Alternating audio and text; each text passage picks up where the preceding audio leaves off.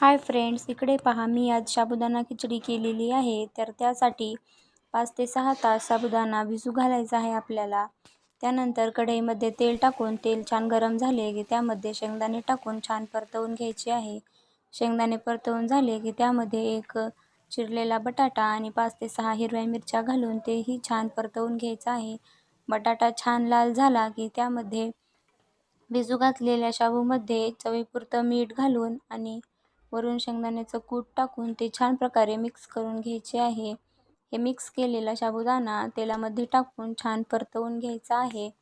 साबुदाणा छान परतवून झाला की 2 मिनिटे गॅस लो मीडियम हीटवर ठेवून 2 मिनिटे साबुदाणा झाकून ठेवायचा. त्यानंतर साबुदाणा प्लेट काढून साबुदाणा परत एकदा परतवून घ्यायचा आहे.